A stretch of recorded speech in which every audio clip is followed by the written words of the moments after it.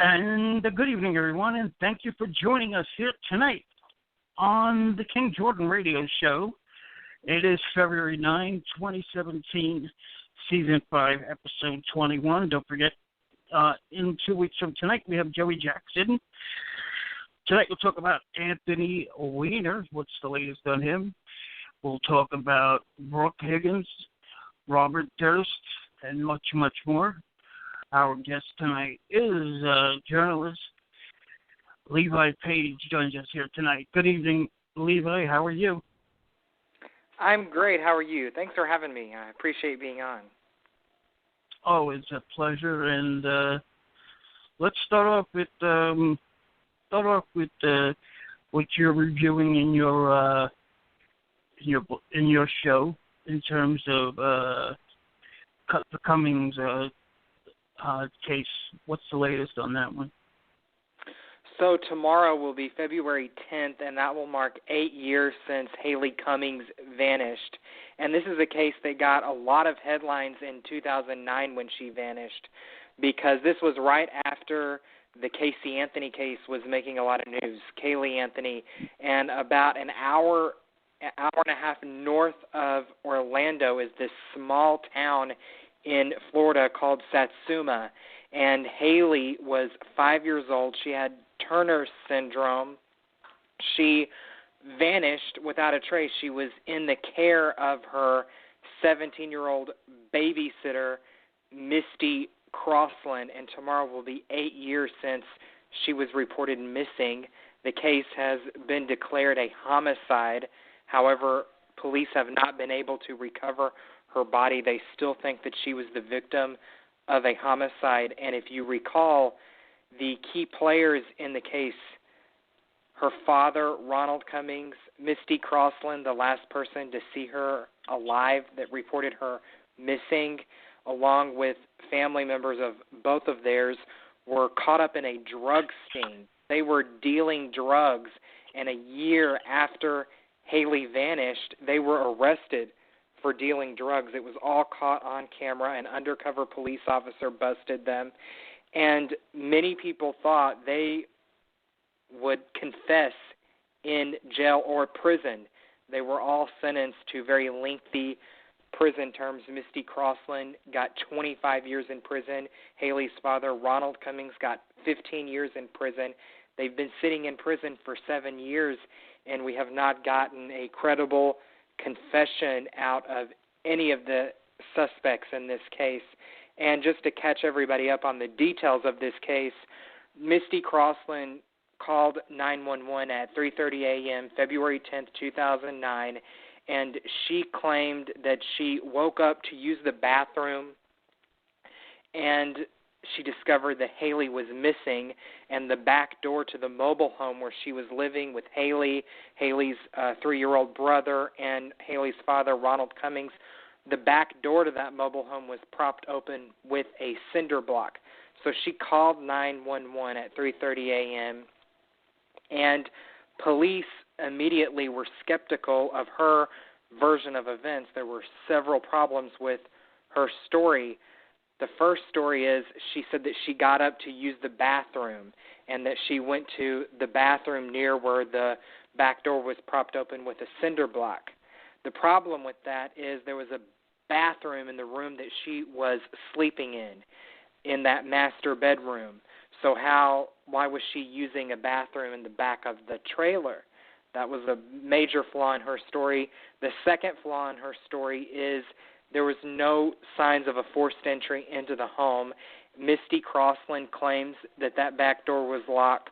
Ronald Cummings, Haleigh's father, claims that back door always was locked and even had a deadbolt on it, and that none of the kids could reach the deadbolt to unlock it.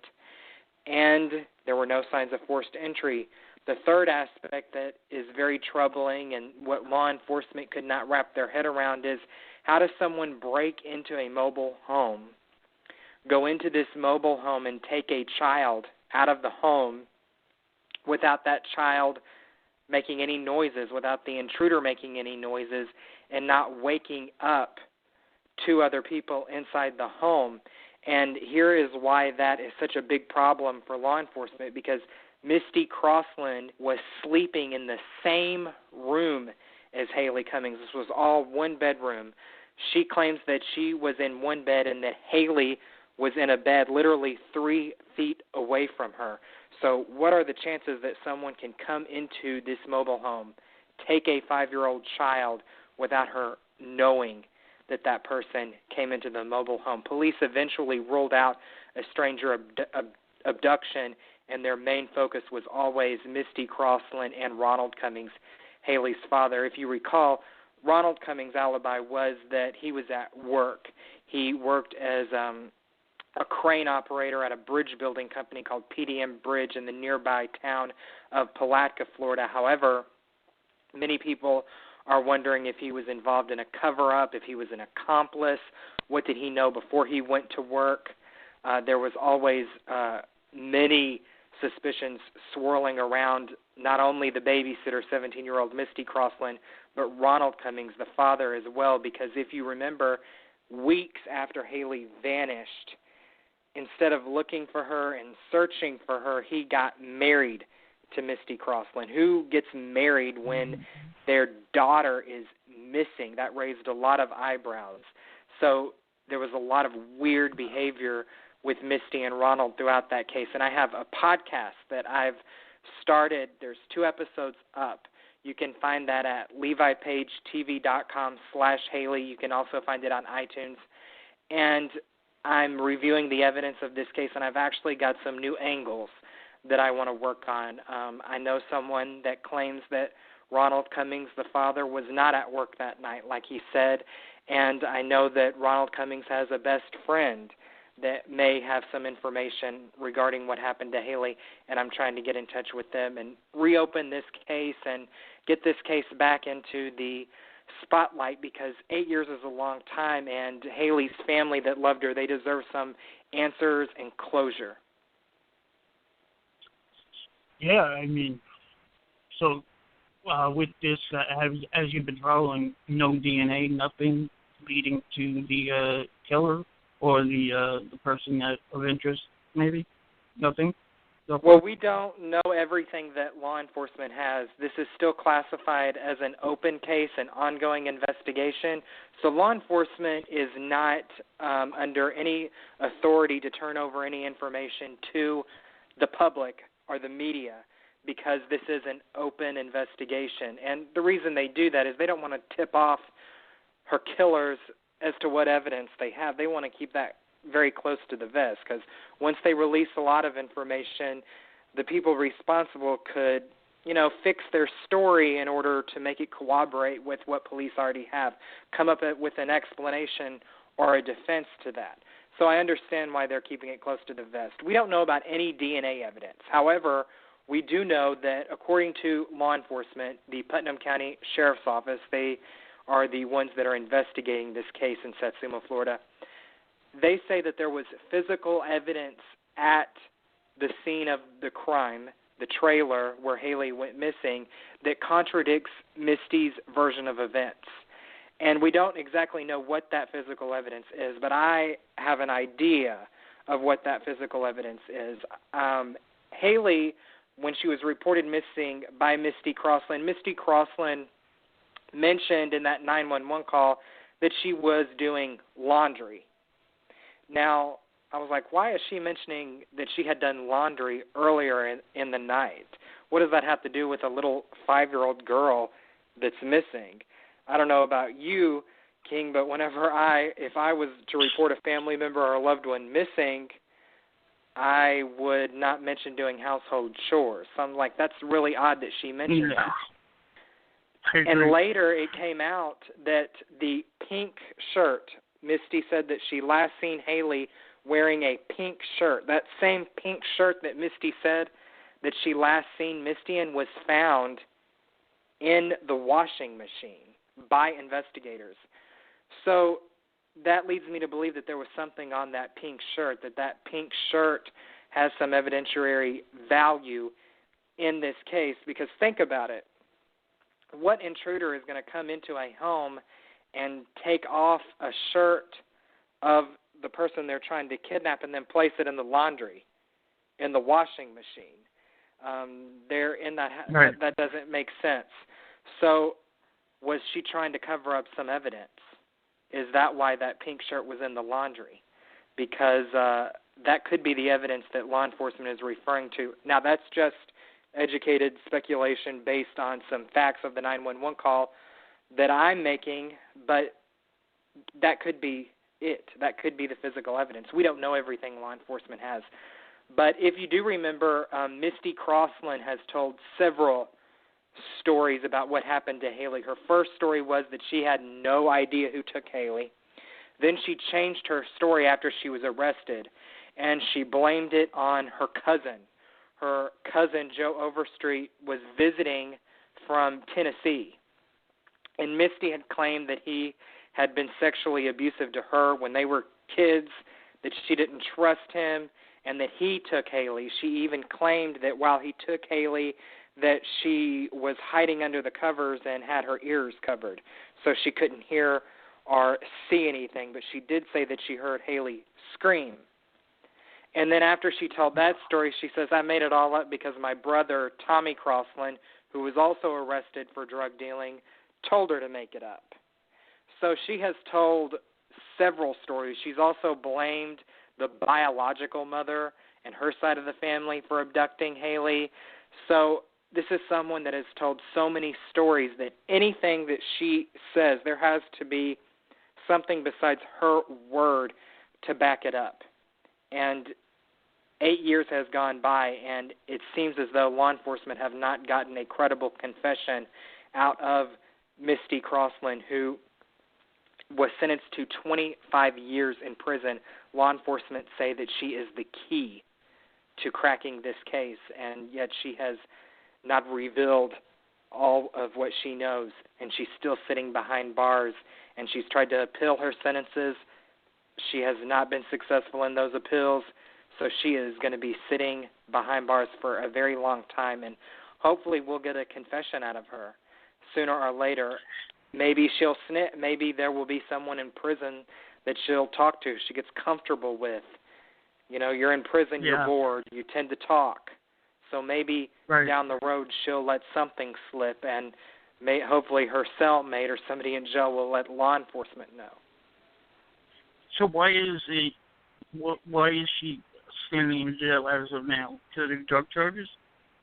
Yes, a year after Haleigh Cummings went missing, she and Haleigh's father and her brother were all busted for dealing drugs. They were running a drug dealing ring. They were selling prescription medication like Oxycontin and making money off of it. And this was a year after Haleigh vanished. So instead of, trying to find out what happened to this child, instead of searching for her, instead of helping law enforcement, these people were dealing drugs. And we have seen so many parents of missing kids that this case got a lot of attention when it hit the headlines. Nancy Grace covered it. Jane Velez Mitchell covered it. The Today Show covered it. ABC, CBS This Morning covered it. Geraldo Rivera went down to Satsuma and covered it. America's Most Wanted was still around. They covered this case. It got a lot of media attention.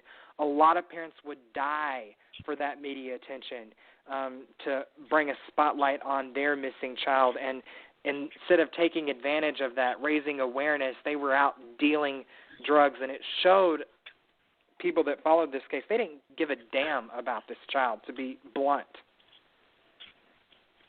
Yeah, it sounds like that. And that's good that, you're looking at keeping it alive, so to speak. This way it don't go under the radar like a lot of cases seem to. Yes, that is the goal here, to bring this case back into the spotlight. Tomorrow marks 8 years. I've got 2 episodes up. You can find it on iTunes. Just type in Haleigh Cummings Mystery or go to levipagetv.com/Haleigh. You can listen to the 2 episodes. I have up the first episode. We analyze the 911 call. And in the second episode, I get into the father of Haleigh Cummings. He's a very shady character. He has a rap sheet of arrest regarding cocaine, marijuana, prescription medication, meth. He's been arrested for assault There were a lot of theories floating around that he was a drug informant for the police. I know, according to my sources on this case, that right before Haleigh went missing, he was being investigated for drug trafficking, drug dealing. They even had videotape evidence, but when Haleigh went missing, they decided not to arrest him for that. The reason that they didn't arrest him was because they thought that if they arrested him immediately, that he would get a lawyer up, not cooperate with the police, and that would stall the investigation into finding out what happened to Haleigh. But this is a guy that's very shady. Haleigh's biological mother said that he beat her. There were witnesses in this small town that claimed that they saw and witnessed him beat Haleigh. There were horrific allegations, and I don't know if any of the listeners recall, but there were photographs that were released of Haleigh when she first went missing, and she had black eyes and bruises all over her from where he allegedly beat her. So this is a guy that is known to have a temper. Many of his ex-girlfriends accuse him of being abusive. So he's very shady individual, and we get into that on episode 2. So check that out. Yeah, definitely. Do you think they possibly sold the child? Is that one of the theories also? That was a theory. Geraldo Rivera from Fox News, that was a theory that he was suggesting could have happened to Haleigh because Ronald was involved in drugs, and there were a lot of allegations that he could have not paid a drug debt, pissed someone off, stole drugs from them, and that Haleigh was taking in retaliation or she was sold. And from what I've been told, I interviewed Cheryl McCullum. She's an investigator that specializes in cold cases. Children being taken because someone didn't pay a drug debt is extremely rare. We would have to be talking about big-time drug dealers that are smuggling in, millions of dollars worth of drugs over the border from Mexico and things like that. Ronald Cummings was a small-town drug dealer. So the fact that she could have been taken in retaliation is not very likely. However, you just mentioned, was she sold? There have been a lot of cases. If you Google, anybody that's listening can go to Google and type in parent sells child for drugs, and you will hear all sorts of horrific stories about parents selling their children to perverts in order to get money for drugs. Drug addiction is a horrible thing, and people will go to disgusting lengths to feed it. And that could be a possibility, but there's no evidence of it. And police keep going back to Misty Crossland, the babysitter, who has told so many stories that night. Who is she covering for, or did she do something to that child? That seems what law enforcement wants to find out, and that's what they are zeroed in on, is the babysitter. So they've said it's not a stranger. That is one thing law enforcement has said, that it was not a stranger abduction. They've ruled that out. Okay, and so on your next episode, when can the audience catch it? And give that website address again. Okay, so I'm releasing a new episode every week. So next week there will be a new episode uploaded. You can find it at levipagetv.com/Haleigh, or you can go to iTunes and type in Haleigh Cummings Mystery and subscribe and listen to all the episodes there. A lot of new angles in this case that I'm working on, and it will be a new episode up next week. Have you spoken to anybody of the Haleigh's family that's good and wants her to be found safe and sound? Yes, Haleigh's grandmother, her maternal grandmother, her name is Marie Griffiths. She has always wanted Haleigh to be found. She's always been skeptical of Misty Crossland and Ronald Cummings and their version of events. I've kept in touch with her over the years, and also before Misty Crossland was arrested, I actually spoke to her on the telephone right before she was arrested, I think a couple of weeks before she was arrested, and let me tell you, those people were not thinking about Haleigh Cummings. That was the furthest thing from their mind. I remember that right before she was arrested for drug dealing, Misty Crossland, the babysitter, the last person to see Haleigh, and Haleigh's father, Ronald, were getting into a road rage fight with someone on some dirt road out there in Satsuma, and they were involved in a lot of drama. Haleigh was the last thing on their mind. Wow, okay, so hopefully, 8 years is a long time in terms of getting a child safe. I think, there's like a couple of them that we know. Elizabeth Smart was, 10 years, I think, missing? Yes, there's been some cases where, yes, Elizabeth Smart, she was abducted by that crazy man, and she was discovered alive. And then the girls, they're now women in Ohio. One of them actually got a job in television news as a reporter who now specializes in reporting on missing people in Cleveland. So there are cases where you have seen people discovered after decades have gone by, but I think this case is different because law enforcement has openly declared this a homicide, and they would have to have some evidence that showed them that this was a homicide in order for them to declare it a homicide investigation. And we don't know what that evidence is, but they have to have something to classify this case as a homicide. So this is called the Haleigh Cummings disappearance, but to be blunt, really what it is the Haleigh Cummings murder case. She was murdered, and she probably met a brutal, horrible ending to her life, and the focus is finding out how she died and who did it. That seems to where law enforcement is going in this case. Oh, wow. And there was another case with the guy who impregnated this woman with two girls, and then I think she was found 20 years later. I just don't remember her name off the top. He did a documentary on ABC and many other, Elizabeth, maybe something. Do you remember the other one? Yes, I remember the case you're referring to. Yeah, which one was that? What was her name? Do you remember? I don't recall the name of the victim. That was some case. That was crazy. But she was found, but this one doesn't seem like she'll be found. Yeah, I think the difference in those cases versus this case is law enforcement was not focusing on the family. Maybe the family was cooperative. They were able to rule out the family and those closest to the victim and move out to a stranger abduction. In this case, there's no evidence of a stranger abduction, and they have not ruled out the people that are closest to this child. Law enforcement will always go to the people that are closest to the child. Once they rule them out, then they'll move on to a stranger abduction. They were never able to get to a stranger abduction, and they were able to rule it out, quite frankly, pretty early because there were no signs of a forced entry into the home.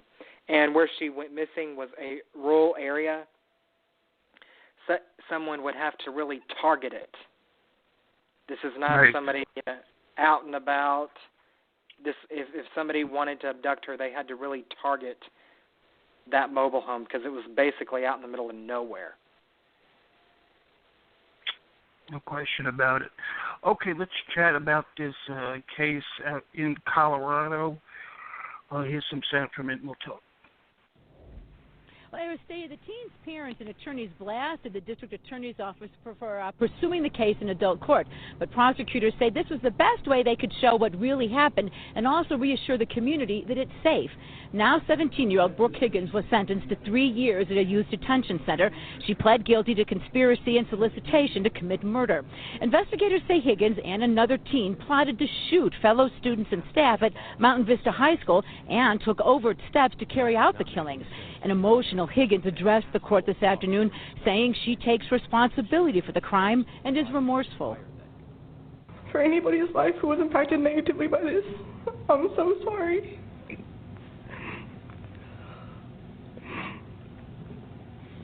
I used to think how unfair this was for me until I thought of how unfair it is that I'd made someone else feel unsafe.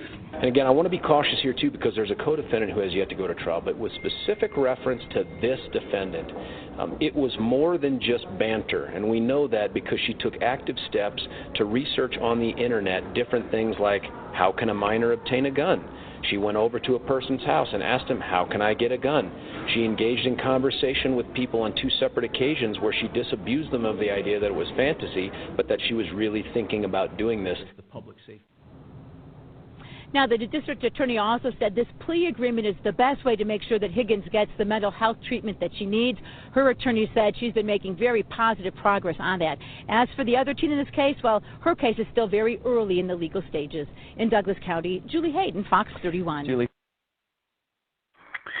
Okay, Levi, what do you make of this case and the time that she got? Do you think it's fair? Not fair? What's your take on this? She didn't kill anyone. This was stopped before she ever got to those stages. And right. I think that it's extremely sad because she was depressed. She was using cocaine. She was on drugs. And basically her motive, she claims, she said that she was sickened by materialistic people and wanted people to die. And she idolized the Columbine shooters, which is just sickening that this is the idol of a teenager out there. And I think that it's the responsibility of the media to say, you know what, these Columbine, these school shooters, these people that pull off these horrific attacks, these are not cool people. They're losers. They're not to be idolized. And I think we put so much attention on these school attacks and on these mass shooters, on the shooter, and we don't really put enough attention on the victim and the havoc that they cause to these families. And I think when we put so much attention on these killers, we sort of make them cool and edgy, and she got into a phase where she was looking up to them. These were her role models. She was interested in the Columbine killers. It's a sad situation all the way around, and you know, if the defense is right that she was the victim of a sex assault and this made her spiral into a depression and drug use, then I can understand this lenient sentence, and I'm glad that she's getting help because according to the plea agreement in which was reached, she's not only going to get mental health therapy in the juvenile detention center, but she's also going to get it years after she is released from prison, and that's a good thing. She needs help, and hopefully she gets help, and she can be a success story, someone that was in this dark place, and she comes out a better person without all the previous dark baggage that she had. Yeah, that's an excellent point. And help is the most important thing at this point. Okay, let's touch on the Robert Durst. You've been digging up some latest on that. What is the latest with Robert Durst, who should have been arrested back in 2003, in my opinion, but that's another story. But what do you got for us? Just so your listeners are familiar with Robert Durst, this is the old man that was the subject of the HBO series The Jinx, and that series chronicled basically how he's got away with murder up until now. But what happened was his wife went missing in the 90s, and he was always the suspect in that case. And then after, not missing in the 90s, it was the 80s, and then after she went missing, he took off to Galveston, Texas. And the reason he did was because Judge Jeanine Pirro, who everyone knows as the host on Fox News Channel, she was the Westchester County DA in New York, and she reopened the case into his missing wife, Kathleen Durst, that vanished. And she was very aggressive, and many people thought she was coming after Robert Durst with both barrels. So he posed as a woman, moved to Galveston, Texas, used the name of someone that he knew in high school, someone he went to high school with, used her name, rented an apartment, paid a year's worth of rent all in cash, dressed up like a woman, and he befriended this man and killed him. When this man found out he was really a man, he was really Robert Durst, they got into a fight, and Robert Durst killed him and chopped his body up into pieces, put it in trash bags. Yes, put the body in trash bags and then threw it out into the ocean in Galveston, Texas. The body parts washed ashore. They were able to identify the victim as the neighbor of his in this apartment complex. They found out that Robert Durst was posing as a woman. They arrested him. He went to trial, and here's what is mind-blowing. He's acquitted for that. Yes. He got one of the best defense lawyers in the state of Texas, and that jury in Galveston let him walk free. And he claims that it was self-defense, that they got into a fight and he had no choice but to kill him, and that the chopping up the body is, he panicked. He thought, oh, they already think I killed my wife. They're going to think that I killed him on purpose too. So he threw the body into the bay. And this jury actually believed that story and let him walk free. And one of the things that the defense did, the strategy they did, they made Jeanine Pirro as like the bad guy. They painted her as a district attorney who was ruthless and out to get Robert Durst at no cost, and that made him flee to Galveston. And then she was going after Robert Durst because she had aspirations for a higher position within the government, like being the Attorney General of New York. And we all know that she ran for Senate against Hillary Clinton unsuccessfully, and now she has a television show on Fox News. But they made her the bad guy. And he was acquitted. He walked free. Then years later, the police were still looking into what happened to his wife that vanished. Her body never discovered. They all suspected it was a murder. And there was a friend of his that lived in Beverly Hills. Her name was Susan Berman. They met in college. Yes. The relationship was described as a brother-sister type of relationship. They were best friends. And she was found in her home in Beverly Hills with a gunshot to the back of her head.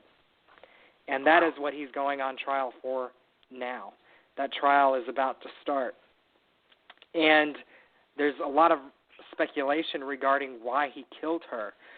What we do know is that she was having money issues, and a lot of people speculate that she was trying to blackmail Robert Durst because the investigators in New York always thought that she knew what happened to Kathleen, that if he confided to anyone, it would be Susan Berman, because Susan Berman was his spokesperson at the time of Kathleen's disappearance. It was a very high-profile disappearance.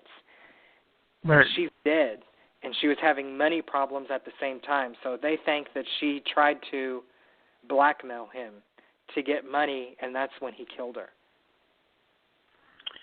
And back to the 03 case, do you remember his look on his face when he was acquitted?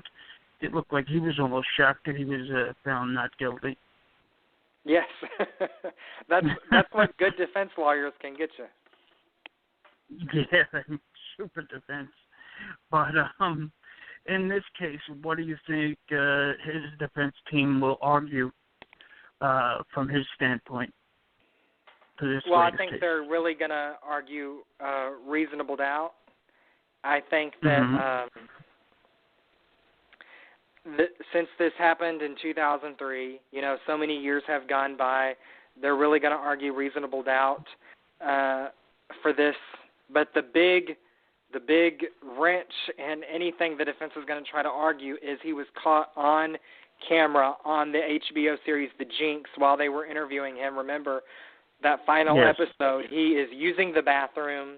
He's on a hot mic, which in the TV industry means your mic is on. What you're saying is being recorded. and he mutters to himself, "I killed them all." And it was recorded, it was caught on tape, and it was played on that show. So we have a confession from him. And I'm going to really watch this trial to see how he is going to try to maneuver himself out of this one. He has claimed in interviews since he's been arrested in jail, he's claimed that he was high on meth and on drugs when he made that confession. So therefore the confession is not credible. So did he just say, "I killed them all," or what? I remember he went to the bathroom or something. Did he just say, "I killed them all," and he left? He was muttering to himself, and he said, "Of course I killed them all." And he was muttering about how they were asking him all these questions, and he said, "Of course I killed them all." And obviously he didn't know it was being recorded. Can they argue that is this admissible? Can they try to argue that? You can bet that's what they're going to try to. You can bet that that's what they're going to try to argue. However, he consented to this interview with these interviewers on HBO. In a lot of ways, this HBO series was Robert Durst's idea just as much as it was the people that did this documentary, because the people that made this series, the Jinx, they did a movie about this. And Robert Durst had watched the movie and had called them up and said, "Hey, you've done this movie about me. There's been all these media reports about me. Wouldn't it be great if people were able to hear from me in my own words?" He wanted to get his story out there. So this was all consensual. This was as much his idea as it was the filmmakers. So I think they're going to have problems arguing that it's inadmissible. Right. And I think you know what's interesting about this case, I think the listeners will find this interesting, is that he comes from a very wealthy family, a real estate developing family. The family, the Durst family, has actually been in competition with Donald Trump in Manhattan. They're into the high rises just like he is. And Donald Trump is not a fan of the Durst family. And he, you know how Donald Trump tweets about politicians now that he's president, and when he was running for president, back on Twitter, Donald Trump, he used to tweet about this family back in the day on Twitter, because they were his competition in the real estate world in Manhattan. And Robert Durst basically was, his family ran this real estate business, and his brother took control of the business. And the brother actually was fearful of his life. He thought that Robert would try to get revenge on him, so he had to hire bodyguards. He was afraid that he would actually kill him because he took control of the family business, and Robert Durst was basically pushed out. So that's a interesting side note to this story. Yeah, I wonder if Donald Trump is still paying attention. And well, I think that if I'm recalling correctly, when this case first hit the headlines, Donald Trump had actually tweeted sympathy towards Robert Durst, because Donald Trump is not a fan of Robert Durst's brother, because they've been in competition for years. Wow. Yeah, that's a crazy side note there with Mr. Trump. But any idea when this trial will begin? It will begin soon. It will begin soon. Remember, Durst is 71 years old. He's about to go on trial. Some of the evidence that they have against him in Susan Berman's case is Susan Berman was dead in her home, and she had been dead for a while, but police authorities got a letter, and on the letter it said cadaver, and then it listed her address, and Beverly Hills was spelled wrong. And law enforcement had been they got some handwriting samples from Robert Durst, and how he had often used that same misspelling of Beverly Hills. And the handwriting, if you've watched The Jinx, you know this, they compared Durst's handwriting to the handwriting of the letter that law enforcement got in the mail that gave Susan Berman's address, and it said cadaver. It matched. And that note that law enforcement got in the jail, it led them to her body. They went to the address and they found her dead, shot in the back of her head. And the theory is Robert Durst was friends with Susan Berman, and he did not want her body to just lay there and rot. So he gave that message to law enforcement so they could find her body. And it's so eerie how that handwriting is similar. It's the exact same handwriting. They've nailed him on this. Yeah, so the letter came from him, but he there was no identification from that letter, right? Nobody knew exactly for sure. Yeah, the letter was in the mail to the police. It did not have a return address. It just gave the address of Susan Berman. When they opened it up, it just had one word. It said cadaver. However, Beverly Hills was spelled wrong. It was spelled Beverley. It had an unnecessary E at the end. And that's the same way that Robert Durst always misspelled Beverly Hills. Wow, that's a very, he's like his own worst enemy. So if you sit back and think of it, he seems to be clear. He goes on a show. He sends letters. I mean, he's like, it's almost like he wants to get caught from one standpoint. Yeah, and the interesting thing is that defense lawyer that got him off the hook is Dick DeGuerin. And this is a guy that is very high profile in Texas, in the Houston area. But he is going to be representing him in California. He got him off the hook for the murder in 2003, and he's going to be representing him in California. And it's going to be interesting if Dick DeGuerin's sort of southern Texas mannerisms and charms work in L.A. in front of an L.A. jury.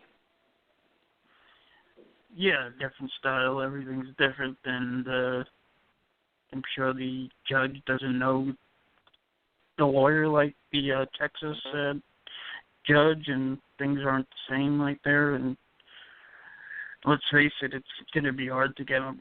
He was acquitted in 2003, and he's connected to all these things. It seems like it, at least. I guess the hard thing is, from his defense standpoint, how do you get a jury that's going to be open-minded, Yes, but this is going to be the same jurisdiction that let O.J. Simpson go free. So we have that. That is true. It's a California jury. It's not politically speaking, but, in speaking in the way of the criminal justice system, California is a little more liberal, a little more lenient, but Robert Durst was able to walk free in the most law and order conservative state ever, and that's Texas. So who knows what's going to happen. It's going to be really interesting to watch and see how this all plays out. Yeah, he is an interesting character, to say the least. Yeah. So Anthony Weiner, it looks like his wife, I can't pronounce her name, she worked with Hillary Clinton, I guess, and she is trying to keep this guy out of jail. I guess he was texting with a minor, right? What do you make of this? This guy is sick. Anthony Weiner, ex-politician, his wife, Uma Abedin, was considered the right-hand gal to Hillary Clinton. And a lot of people are blaming, in part, this man, Anthony Weiner, for ruining her, her career. And basically what he's accused of doing, everybody remembers A few years ago, he was busted on Twitter. This ruined his political career. He sent a picture of his erect penis, his genitalia, to another woman on Twitter. He thought he was DMing it, but instead of DMing it, it tweeted right out in the open to everyone else. And remember, he claimed he was hacked. He claimed it really was not him, and then they found the woman that he sent it to, and he had a history of sexting with her. So that ruined his political career, and now, according to prosecutors, he's 52 years old, and he is alleged to have sent sexting, to a 15-year-old girl. And we've all seen the pictures of him taking a photograph of him in his underwear, grabbing his genitalia, and sending it to this 15-year-old girl. And according to prosecutor... Sorry about that. I was just going to say, you remember that picture with him, I think he had his little child with him while he was sexting or something. Yeah, that might be a separate issue. But a baby sitting right next to him on the bed, and he's undressed in his underwear, grabbing his genitalia and sending that picture to a 15-year-old girl. That's how sick this guy is. And the defense is that, this is not a sexual predator that's trying to lure, teenagers or little girls to his home so he could rape them. This is just somebody who's messing around on the internet. That's basically what their defense is. But just think about it. I mean, we all have, relatives that are 15 years old, and people out there have daughters that are 15 years old or nieces. Think about some 52-year-old man sending photographs of his genitalia to your 15-year-old relative. You would not be very happy about that. And the sick thing, exactly. the sick thing about Anthony Weiner, he was actually sexting her, and he wanted to play rape fantasies with this 15-year-old. Oh, my God. That's taking it a little too far. That's beyond the pale. And that's why I don't think that they need to be lenient with this guy at all. I don't care what Huma Abedin says. I mean, she's trying to keep him out of jail, keep him out of trouble, but she should just wipe her hands clean and let the DA's office do what they want to do with him, because he's bad news. Yeah, I mean, didn't he do this once and then she left and then she came back, or she's with him, he let it go? He tried to run for political office again, and in the middle of that, this was after he was disgraced the first time he was caught. He tried to run again. Didn't he do also a documentary in the middle of this on Netflix? Yes, and it blew up in his face when he got caught doing it again. Everything about this guy is very creepy. I mean, his last name. Yeah. He's addicted to carrying out these relationships over the internet with women. He's really addicted to it. Some would say he needs serious help. Do you think that would be one thing that they should have him do immediately? Yeah, if he was just doing this with adult women, who cares? They're adults. Yeah. But when a 15-year-old girl is in the picture, when he's sending this sick crap to a 15-year-old, that's when I think, get your therapy, but you also need to face some time in prison, because we need to draw a line with minors. You can have all the rape fantasies you want and play those sort of games with consenting adults, but don't do it to a 15-year-old girl who would be, a sophomore in high school? No. Beyond the pill. Beyond the pill. Even if she did consent, the 15-year-old girl, it doesn't matter. She's not of age to consent to anything. Her brain is not developed. Teenagers' brains are not fully developed. And basically we have a 52-year-old man taking advantage of that, and there's no excuse for it. It's not about what the 15-year-old girl did or did not do. They're underage. It's about a 52-year-old man who should know better. He should know better. Yeah, he should. And if the wife doesn't let him learn the hard way, then he'll continue. No reason to see why he might think he's invisible.